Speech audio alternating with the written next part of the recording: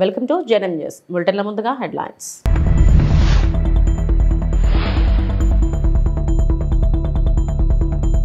భారతీయుల రక్తంలోనే వ్యాపార లక్షణాలు, ఏపీ సీఎం చంద్రబాబు.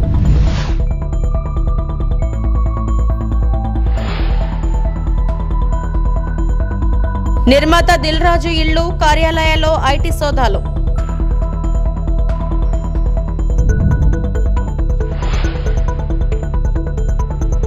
స్థిరాస్తి దళారుపై చేయి చేసుకున్న ఎంపీ ఈటల రాజేంద్ర.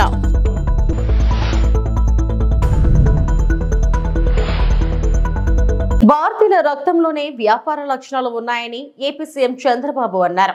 ప్రపంచ దేశాలకు భారతీయులు అత్యుత్తమ సేవలు అందిస్తున్నారని కొనియాడారు. దావోస్ లో ప్రపంచ ఆర్థిక సదస్సులో భాగంగా సిఐఐ ఆధ్వర్యంలో గ్రీన్ ఇండస్ట్రియలైజేషన్ నిర్వహించిన సదస్సులో సీఎం మాట్లాడారు. మీ అందరినీ చూస్తుంటే నాలో నమ్మకం పెరిగింది. భవిష్యత్తులో నా కళలు నిజమవుతాయన్న నమ్మకం కలిగింది. 2.5 దశాబ్దాల్లో హైదరాబాద్ అభివృద్ధి చెందింది. భారత్లో అత్యంత నివాసయోగ్యమైన నగరంగా తీర్చిదిద్దడంలో ఎంతో కృషి చేశాం. అన్ని రంగాల్లో అభివృద్ధి చేశాం. 25 ఏళ్ల కిందట బిల్ గేట్స్ ఐటీ సేవలను తీసుకొచ్చారు. 1991లో దేశంలో ఆర్థిక సంస్కరణలను ప్రవేశపెట్టారు. ఇంటర్నెట్ ఆర్థిక సంస్కరణలను వినియోగించి 2వ తరం సంస్కరణలను ప్రవేశపెట్టాను. ఎక్కడికి వెళ్లినా ఏపీ పారిశ్రామికవేత్తలే కనిపిస్తున్నారు. భారతీయులు అందిస్తున్న సేవల పట్ల గర్విస్తున్నాను. భవిష్యత్తులోనూ ఇదే తరహాలో సేవలు అందించాలి. ప్రపంచంలోని అనేక దేశాల్లో రాజకీయ అనిశ్చితి ఉంది. ప్రధాని మోడీ నాయకత్వంలో భారత్లో స్థిరమైన ప్రభుత్వం ఉందని చంద్రబాబు అన్నారు. Viksit Bharat 2047. I don't have any doubt you are going to witness already symptoms are we are seeing by 2047 India will be number 1 or number 2. There is no doubt about it. I am totally confident. And also Indians globally will be number 1 in creating wealth and also servicing the global community. If you see recent assessments, Bloomberg analysis, by 2027, India will be number 1 country, most of the incremental GDP of the world. As on today, we are doing from 2028 onwards. That is the era for India that is going to happen. Even if you see here, so many assessments are coming. And also India is only the country which is having advantage of demographic dividend advantage another 20-25 years. All developed countries have failed in management of population. India, if we can manage, we can do service to the community globally. That will be a big contribution for the global survival itself. That is how it is going to happen. In this context, I have seen Telugu community. More than 100 countries, Telugu community and Indians are there. Never I expected this type of growth within a short time of a very reasonable time. Then I thought, originally in 1995, I used to take entrepreneurs, 20, 30 or 40 with their expenditure. They used to come along with me. I used to go to different countries. Then I used to introduce our entrepreneurs to their local entrepreneurs. Even GMR here, everybody is here. Even Greenco, everybody. I used to introduce them. Then they used to discuss and start business, how to operate everything. I am very proudly say, I am only the person who is coming regularly for Davos to meet all of you and learn every time what is the new developments, how to move in the direction. Dharmarao foundation ఆధ్వర్యంలో నిర్వహించిన ఉచిత DSC శిక్షణ తరగతులకు సంబంధించి ఫ్యాకల్టీతో Palakollu Lions hall నందు శిక్షణ శిబిరం జరిగిందని మంత్రి నిమ్మల రామానాయుడు పేర్కొన్నారు. ఎమ్మెల్యే అంటే ఓన్లీ సంక్షేమ అభివృద్ధి కార్యక్రమాలు, ప్రభుత్వం ఇచ్చేటువంటి కార్యక్రమాలు చేయడం మాత్రమే కాదు, ప్రజల్లో కూడా ఒక చైతన్యపరమైన కార్యక్రమాలు కూడా తీసుకెళ్లాలనే ఆలోచన. మరి చాలా ఇబ్బందికరమైన పరిస్థితి ఉన్నా కూడా ఎక్కడ మా కార్యక్రమాన్ని ఏది కూడా ఆపలేదు. అది మీరందరూ ఇచ్చినటువంటి ఏదైతే మీ ఆశీర్వాదం కావచ్చు, లేదంటే మనం చేసేటువంటి మంచి పనులు కాబట్టి ఆ పనులను అడ్డుకుంటే ఇంకా ప్రజల్లో ఇంకా ఇబ్బందికి వెళ్తామనే ఉద్దేశం కావచ్చు. అదేవిధంగా రాజీ పడకుండా నేను కూడా ఫైట్ చేసేటువంటి మనస్తత్వం కావచ్చు. లాస్ట్ 5 yearsలో కూడా ఈవెన్ అన్నా క్యాంటీన్తో సహా ఆంధ్రప్రదేశ్లో ఎక్కడ జరగనటువంటి రోజుల్లోనే స్టార్టింగ్ నుంచి ఎండింగ్ వరకు 5 years కూడా ఇబ్బందులు వచ్చినా కూడా నడిపాం. అంటే ఈ రకంగా ఆ రోజు 5 yearsలోనే అట్లా చేసాం సేవా కార్యక్రమాలు. అదేవిధంగా ఈవేళ అధికారంలో ఉన్న మంత్రిగా ఉన్న కార్యక్రమాలు ఇంకా పెంచుకుంటూనే ఎప్పుడు పనిచేస్తూ మనం ఏ ఉద్దేశంతో ఏ లక్ష్యంతో అయితే రాజకీయాల్లోకి వచ్చామో అది మర్చిపోకూడదు అనేటువంటి లక్ష్యంతో పనిచేస్తూ మరి ఈరోజు డిఎస్సి ఏదైతే నాకు దగ్గర కూడా చాలామంది స్టూడెంట్స్ సార్ మీరు ఎన్నో కార్యక్రమాలు చేస్తూ ఉన్నారు, కొంచెం డిఎస్సి కోచింగ్ ఉంది, మరి ఎక్కడికో మేము ఇతరత్ర కోచింగ్ సెంటర్లకి పోవాలని అంటే మేము ఇక్కడ ఇంటి దగ్గర నుంచి వెళ్ళాలంటే ఆడపిల్లలం పర్టికులర్గా కొద్ది ఫ్యామిలీస్ ఇబ్బందులు ఉంటాయి, కొంచెం మాకు ఇక్కడ ఏదైనా పాలకుల్లో మీరు ఫౌండేషన్ ద్వారా ఏర్పాటు చేస్తే మాకు మేలు జరుగుతుందని పర్టికులర్గా ఆడపిల్లలు మహిళలు చాలామంది కోరిన మీదట నాకు కూడా ఆలోచన వచ్చి మరి ఈ కార్యక్రమం తీసుకుంటే చాలామందికి ఉపయోగపడుతుందని చెప్పి మనం కూడా అప్లికేషన్స్ని తీసుకోమని చెప్పాం. జనరల్గా ఒక 100-150 వస్తాయిలే, మన కాన్స్టిట్యున్సీ లెవెలే పెట్టుకున్నాను నేను కూడా, ఎందుకంటే ఎక్కువ అంటే మనం కూడా మళ్ళీ మెయింటెనెన్స్ చేయాలంటే ఇబ్బందికర పరిస్థితి వస్తుందని. కానీ చూస్తే దగ్గర దగ్గర 600-700 అప్లికేషన్స్ దాకా మన పాలకొల్లి ఓన్లీ కాన్స్టిట్యున్సీ నుంచే వచ్చినటువంటి పరిస్థితి. అంటే వాళ్ళందరూ కూడా మన మీద ఎంతో నమ్మకం. ఓకే, రామారెడ్డి గారు ఒక ఫ్రీ కోచింగ్ పెట్టారు అని అంటే అందులో సబ్జెక్ట్ ఉంటుంది, లేకపోతే సీరియస్నెస్ ఉంటుంది, ఖచ్చితంగా మనకు ఉపయోగపడుతుంది అనేటువంటి ఒక కాన్ఫిడెన్స్ కూడా, ఒక విశ్వసనీయత కూడా సంస్థ మీద వాళ్ళకి ఉంది కాబట్టి అంతమంది అప్లై చేసుకున్నారని చెప్పేసి నేను కూడా అనిపించి ఇంకా బాధ్యత ఎక్కువ పెంచుకొని దీనికి సంబంధించి డిఎస్సి కూడా ఉన్నంతలో మనకి కృష్ణా జిల్లా అవనిగడ్డ ఏదైతే ఉందో ఇప్పుడు ఉన్నంతలో ప్రజెంట్ ఫేమస్గా ఉంది కాబట్టి వాళ్ళతో కూడా నేను మాట్లాడడం జరిగింది. కోచింగ్ సెంటర్ కూడా నేను కూడా వెళ్ళాము మొన్న, వెళ్ళి నేను కూడా వాళ్ళ క్లాసెస్ వాళ్ళ టీచింగ్ అవి కూడా నేను కూడా చూడడం జరిగింది. నేను కూడా మీరు జరిగేటువంటి కోచింగ్ అనేది కూడా నేను పర్యవేక్షిస్తానని చెప్పేసి అవనిగడ్డ ఆయన కూడా మాట్లాడడం జరిగింది. అదేవిధంగా స్టడీ మెటీరియల్ ఏదైతే వాళ్ళు ఇస్తూ ఉన్నారో దానికి సంబంధించిన స్టడీ మెటీరియల్ కూడా మీకు మేము అందజేస్తామని చెప్పడం జరిగింది. దాన్ని కూడా మనం ప్రింటింగ్ చేసుకుని మనం కూడా ఇస్తాం. అయితే మేమందరం ఎంత కృషి చేయాలనుకున్నా రేపు ఆ యొక్క డిఎస్సి ఉచిత కోచింగ్ సక్సెస్ అవ్వాలని అంటే అందులో ప్రధానమైన పాత్ర పోషించవలసింది మీరే.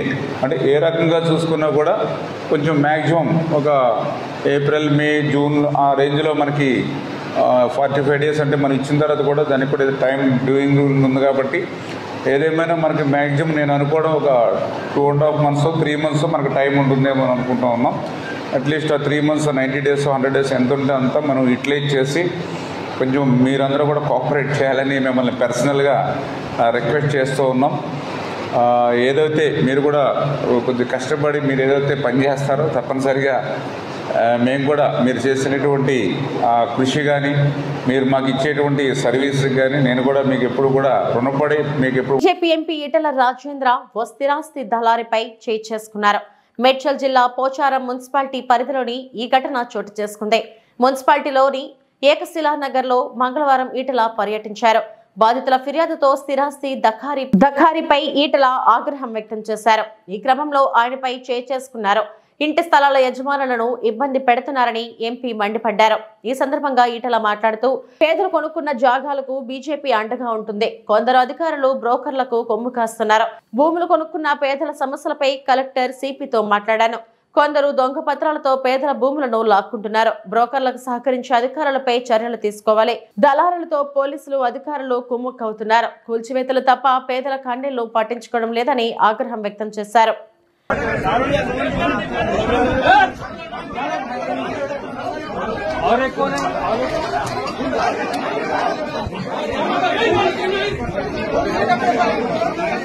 ప్రముఖ సినీ నిర్మాత తెలంగాణ ఎఫ్డిసి చైర్మన్ దిల్ రాజు ఇళ్లు కార్యాలయాల్లో ఐటీ అధికారులు సోదాలు నిర్వహిస్తున్నారు. దీంతో పాటు ప్రముఖ నిర్మాణ సంస్థ మైత్రి మూవీస్ కార్యాలయాలు, పుష్ప 2 చిత్రం నిర్మాత నవీన్ ఎర్నేని నివాసంలోనూ సోదాలు కొనసాగుతున్నాయి. ఏకకాలంలో 8 చోట్ల 55 బృందాలతో తనిఖీలు జరుగుతున్నాయి. జూబ్లీ హిల్స్, బంజారా హిల్స్ లో దిల్ రాజు ఇళ్లతో పాటు ఆయన సోదరుడు శిరీష్, కుమార్తె హన్సితారెడ్డి నివాసాల్లోనూ ఐటీ అధికారులు సోదాలు చేస్తున్నారు. వ్యాపార భాగస్వాముల నివాసాల్లోనూ తనిఖీలు నిర్వహిస్తున్నారు.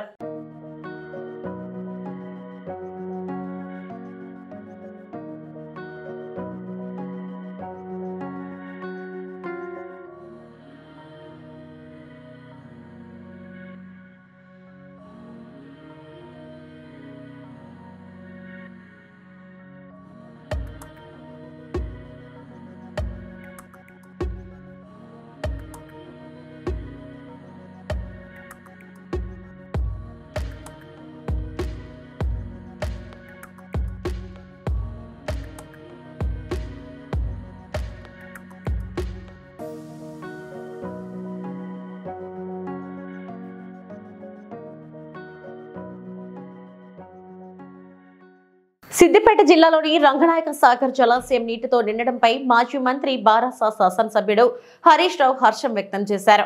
వందలాది కిలోమీటర్లు ప్రయాణించి రంగనాయక సాగర్ కు చేరిన గోదావరి గంగా అని ఎక్స్ వేదికగా పేర్కొన్నారు.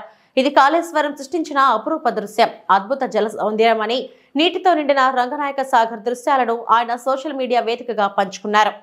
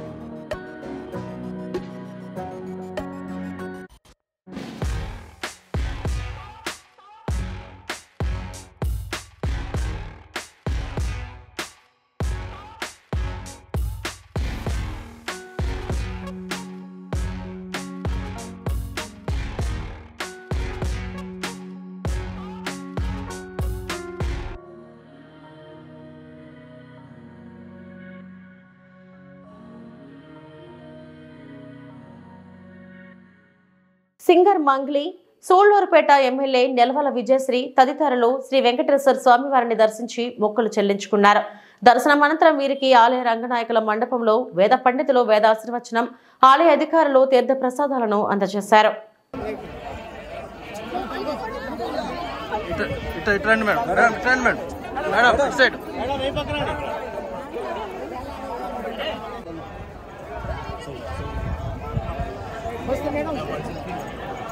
మేడం ఇలా వచ్చండి గేట్ ఇట్లా వచ్చేయండి మేడం మేడం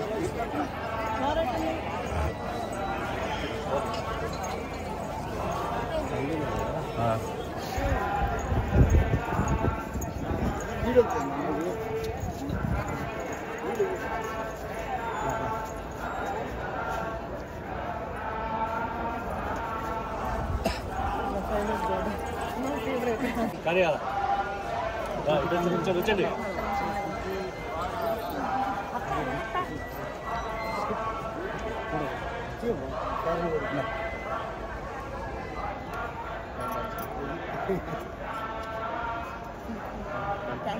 శ్రీవారిని దర్శించుకున్న హీరోయిన్ సంయుక్త మీనన్, ప్రముఖ సినీ నటి సంయుక్త మీనన్ సన్నిహితులతో కలిసి మంగళవారం ఉదయం నైవేద్య విరామ సమయంలో శ్రీ వెంకటేశ్వర స్వామివారిని దర్శించుకుని మొక్కులు చెల్లించుకున్నారు. దర్శనం అనంతరం వీరికి ఆలయ రంగనాయకుల మండపంలో ఆలయ అధికారులు తీర్థ ప్రసాదాలను అందజేశారు. అనంతరం సంయుక్త మీనన్ను చూసేందుకు భక్తులు ఎగబడి కొందరు సెల్ఫీలు దిగారు.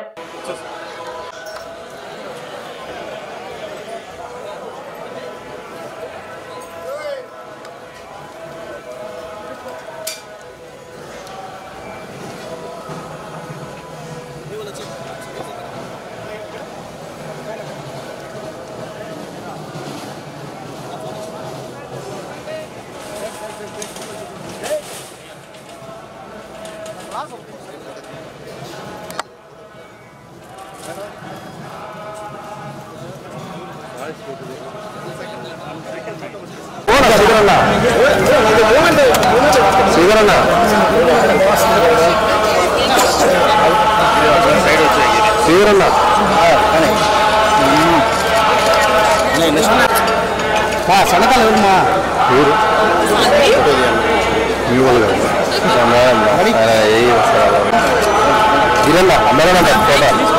స్ట్రైట్ గా వచ్చి నిలబడుతుంది.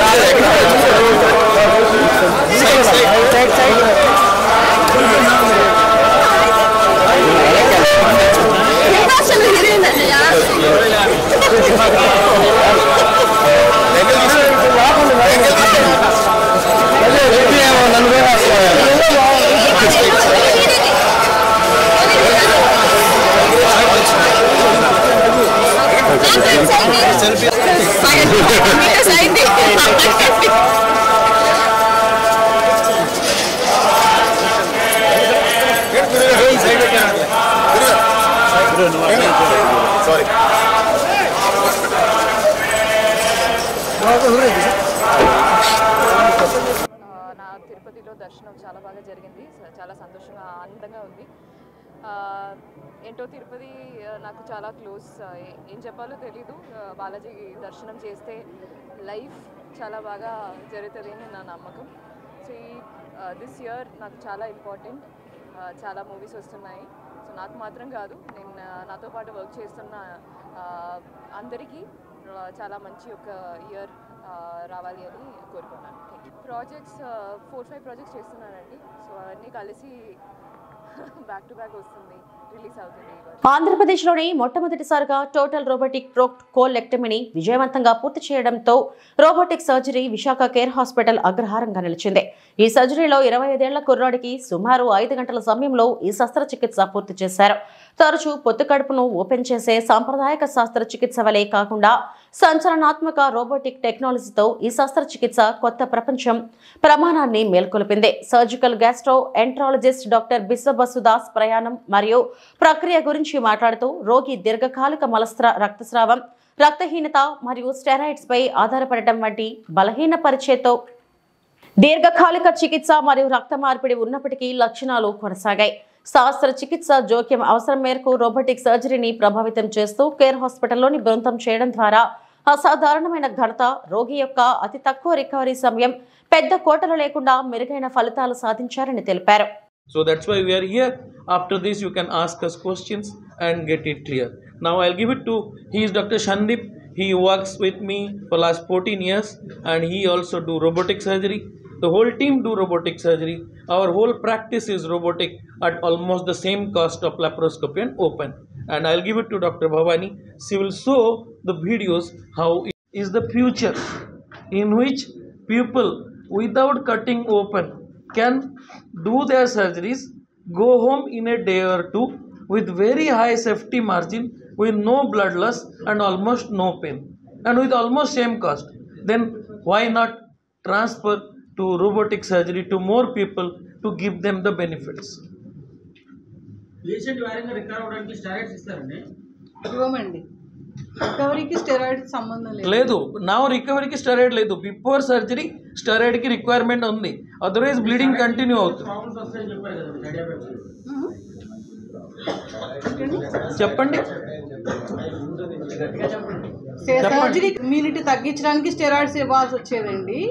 ఇప్పుడు సర్జరీ తర్వాత స్టెరాయిడ్ తో పని లేదు. సర్జరీలో disease past has been remove, so no need of steroid. లబ్ధిదారుల ఎంపిక నిష్పక్షపాతంగా జరగాలని కాంగ్రెస్ పార్టీ మండల అధ్యక్షులు వడ్ల నవీన్ కుమార్ అన్నారు. మెదక్ జిల్లా చేగుంట కాంగ్రెస్ పార్టీ మండల అధ్యక్షులు వడ్ల నవీన్ కుమార్ మీడియా సమావేశంలో మాట్లాడుతూ ఇంద్రమ్మ ఇండ్ల లబ్ధిదారుల ఎంపిక నిష్పక్షపాతంగా జరగాలని అన్నారు. ఈ సందర్భంగా వారు మాట్లాడుతూ శాస్త్రీయంగా ఇంద్రమ్మ ఇండ్ల తప్పిదాలను గుర్తించాలని అధికారులకు సూచించారు. ప్రజల్లో నెలకొన్న అపోహలు, అనుమానాలను గ్రామ సభల ద్వారా నివృత్తి చేయాల్సిన బాధ్యత అధికారులపై ఉందని తెలిపారు. పక్షపాతాలు లేకుండా నిజమైన లబ్ధిదారులను ఎంపిక చేయాలని సూచించారు. కార్యక్రమంలో జనరల్ సెక్రటరీ కొండి శ్రీనివాస్, కాశబోయిన మహేష్, మండల యూత్ అధ్యక్షులు మోహన్ నాయక్ తదితరులు పాల్గొన్నారు. చేపట్టిన ప్రతిష్టాత్మకమైన ప్రజాపాలనలో భాగంగా ముఖ్యమైన పథకాలను ఇందిరమ్మ ఇల్లు, ఇందిరమ్మ ఆత్మీయ భరోసా, రైతు బంధు, అలాగే రేషన్ కార్డులు లబ్ధిదారుల ఎంపిక రేపటి నుండి అనగా 21 తేదీ నుండి 24 వరకు చేగుంట మండలంలోని ప్రతి గ్రామ పంచాయతీలో గ్రామ సభలు నిర్వహించి అందులో ఇందిరమ్మ కమిటీ అభ్యర్థుల ద్వారా ఎవరైతే లబ్ధిదారులు ఉన్నారో వాళ్ళకి ఈ పథకాలు అందే విధంగా రాష్ట్ర ప్రభుత్వం ప్రతిష్టాత్మకంగా ఈ పథకాలు అమలు చేయడానికి సిద్ధమైంది. కావున చేగుంట మండల కాంగ్రెస్ పార్టీ అధ్యక్షులు కానీ, ఉపాధ్యక్షులు కానీ, కార్యకర్తలు కానీ మన యొక్క ఇంద్రమ్మ కమిటీ సభ్యులకు సహకరించి ఎవరైతే లబ్ధిదారులు అప్లికేషన్ పెట్టుకున్న వాళ్ళు రేషన్ కార్డులు వచ్చి ఇంకెవరైనా రాని వాళ్ళు ఉన్నా కానీ, ఇందిరమ్మ ఇల్లు రాని వాళ్ళు ఉన్నా కానీ ఈ దరఖాస్తులు అనేటివి యథావిధిగా కొనసాగుతుంటాయి. మళ్ళీ రేపటి నుంచి అక్కడనే ఈ ప్రభుత్వ పథకాలకు అప్లికేషన్ ఫామ్స్ కూడా గ్రామ కార్యదర్శుల ద్వారా అందజేయబడతాయి. అక్కడనే రానివారు ఉంటే దరఖాస్తు చేసుకోగలరు. ఈ స్కీమ్లు యథావిధిగా కొనసాగుతాయి. కావున ఎవరి మాటలు నమ్మకుండా ఇంతటితో ఈ స్కీములు ఆగిపోయినాయి, చివరి దరఖాస్తు తేదీ అనేది ఏం లేదు. రేవంత్ రెడ్డి గారు ప్రజాపాలన దృష్టిలో పెట్టుకొని ఎప్పటికప్పుడు మార్పులు చేర్పులు చేసుకుంటూ అందరికీ ప్రజల వద్ద పాలన అందే విధంగా అందించడానికి తగిన నిశ్చయం తీసుకున్నాడు. కావున నెల్లూరు జిల్లా బీజేపీ అధ్యక్షుడిగా శ్రీ పారెడ్డి వంశీధర్ రెడ్డి ఏకగ్రీవంగా ఎన్నికైనారు. ఈ సందర్భంగా వంశీధర్ రెడ్డి మాట్లాడుతూ నన్ను రెండోసారి ఏకగ్రీవంగా ఎన్నుకున్నందుకు జిల్లా రాష్ట్ర నాయకులకు ధన్యవాదాలు అని అన్నారు. అలాగే జిల్లాలో బీజేపీ పార్టీ సభ్యత్వాలు 1,00,000 వరకు చేరడం చాలా సంతోషంగా ఉందని అన్నారు. రాబో కాలంలో బీజేపీని బలోపేతం చేస్తానని అన్నారు. ఈ సమావేశంలో జిల్లా నాయకులు భరత్ యాదవ్, వాకాటి నారాయణరెడ్డి, చిలక ప్రవీణ్, రాజశేఖర్ రెడ్డి మొదలగు వారు పాల్గొన్నారు. జిల్లా అధ్యక్షులుగా ఉన్నారు, వారిని కొనసాగిస్తూ జిల్లా అధ్యక్షులుగా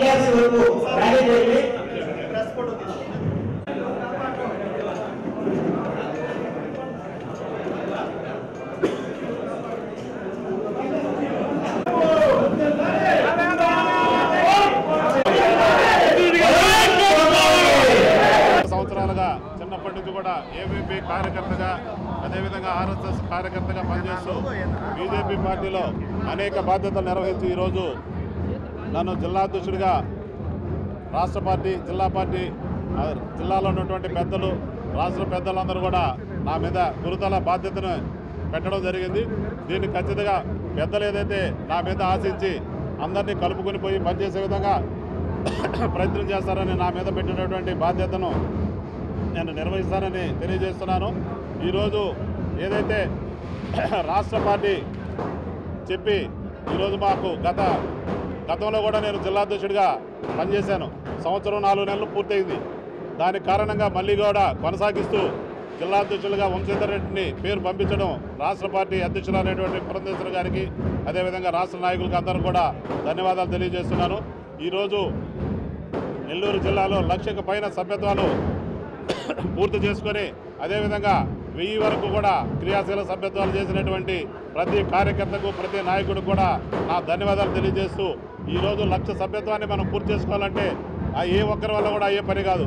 ఏదైతే కార్యకర్తలు ఉన్నారో అందరూ కూడా ఏదైతే వ్యవసాయం పనులు ఉన్నప్పటికీ వర్షం ఉన్నప్పటికీ కూడా ఈ కార్యకర్తలు అందరూ కూడా ఒక్కొక్క కార్యకర్త 100 సభ్యత్వాన్ని పూర్తి చేసి ఈరోజు రాష్ట్రంలో జిల్లాని మనం ప్రథమ స్థానంలో పెట్టుకునే విధంగా 1,00,000 వరకు సభ్యత్వాలు పూర్తి చేసుకుని ఈరోజు మనం రాష్ట్రంలో ప్రథమ స్థానంలో ఉండడం కూడా మనందరూ కూడా హర్షిస్తదగిన విషయం. ఈ విజయం అంతా కూడా ఈ పని అంతా కూడా మన కార్యకర్తలందరూ కూడా కలిసి పనిచేసిన కారణంగా ఇది జరిగిందని చెప్పి మీ అందరికీ కూడా తెలియజేస్తూ ఈ అవకాశం కల్పించినటువంటి రాష్ట్ర పార్టీకి ధన్యవాదాలు తెలియజేస్తూ అదేవిధంగా జిల్లాలో ఉన్నటువంటి సీనియర్ నాయకులందరూ కూడా నాకు సహకరించి ఈ బాధ్యతను నాకు ఇచ్చినందుకు వాళ్ళందరూ. ఇవి ఇప్పటివరకు నా బులెటిన్ అప్డేట్స్. నమస్తే.